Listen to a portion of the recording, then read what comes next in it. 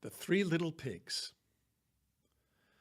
Once upon a time, there were three little pigs who lived happily with their mother in the forest, until one day they all decided to leave and seek their fortune. The mother handed them each a bag of pennies, told them to spend their pennies carefully so that they would have a nice house, gave each a goodbye kiss, and away they went. As they strolled through the forest, they came to a woman selling candy by the side of the road. They had only walked a little way and weren't yet very hungry. But the first little pig wanted the candy very much, so he gave the woman all his money, except for 3 pennies for a big piece of candy. The second brother thought maybe he shouldn't spend his money on candy, but the candy looked so nice that he gave the woman half his pennies for a smaller piece of candy. The third little pig saved all his money. As the pigs walked on through the forest, they met a man with a load of straw on his back. The first little pig knew with only 3 pennies he could only build a little house. And he knew a straw house would be easy and quick to build. "Please, sir," said the first little pig, "may I buy some straw to make myself a house?" "Certainly," said the man with the straw. So the pig gave the man his last 3 pennies to buy the straw and stopped by the side of the road to build himself a house. As the other 2 pigs strolled on through the forest, they came to a man with a load of sticks in his wheelbarrow. The second little pig knew with only half a bag of pennies he could only build a house of sticks, and he knew a stick house would only take a little more work than a straw house to build. "Please, sir," said the second little pig, "may I buy your sticks to build myself a house?" "Of course you may," said the man with the sticks. So the pig gave the man half his pennies to buy the sticks, and at the side of the road he stopped to build himself a house. As the third little pig walked on alone through the forest, he passed another man carrying a load of straw, but he didn't want a straw house. And he passed another man with a cartload of sticks, but he didn't want a stick house. Finally, the third little pig came to a man with a wagon load of bricks. He knew it would be hard work to build a brick house, but he knew how strong such a house would be. "Excuse me, sir," said the third little pig. "May I buy your bricks so I can build myself a house?" "With pleasure," said the man with the bricks. So the third little pig gave the man his whole bag of pennies.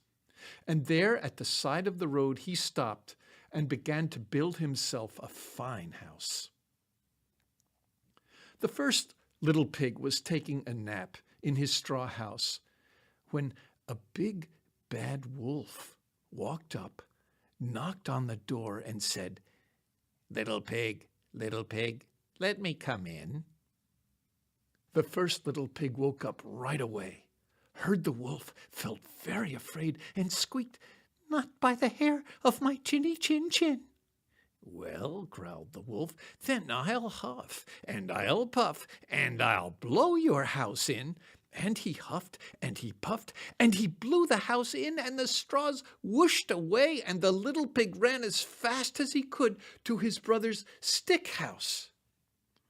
The big bad wolf was hungry and angry, and he went to the second little pig's house and knocked hard on the door and loudly growled, little pig, let me come in." The 2 little pigs inside were very afraid, and the second little pig said, "No, not by the hair of my chinny chin chin." "Oh, no," the wolf growled loudly, "then I'll huff and I'll puff and I'll blow your house in." He huffed and he puffed, but the sticks were stronger than the straw, and the first time he blew, the house didn't fall down. But he blew even harder the second time, and the sticks whooshed away, and the 2 little pigs raced as fast as their short little legs would take them to their brother's brick house.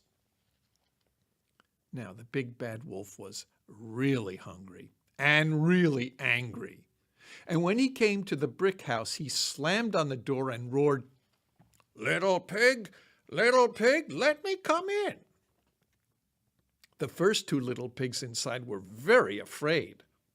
But the third little pig wasn't afraid and said, "No, not by the hair of my chinny chin chin." "All right," the wolf roared louder than ever, and in his very scariest voice he said, "Then I'll huff and I'll puff and I'll blow your house in." He huffed and puffed and took a deep breath and blew hard, but the bricks didn't move. So the wolf tried again, huffing and puffing and puffing and puffing, and blew very, very hard, but the bricks still didn't move. And no matter how hard he huffed and no matter how hard he puffed, the bricks were too strong. The wolf was so angry he jumped onto the roof, but the third little pig was smart and had already put more wood to make his fire blaze up and set a huge kettle of water to boil. When the big bad wolf jumped down the chimney, the third little pig pulled the lid from the pot, the wolf splashed inside, the pig slapped the lid shut, and that evening the three little pigs had the most delicious dinner since they'd left their mother's house in the forest.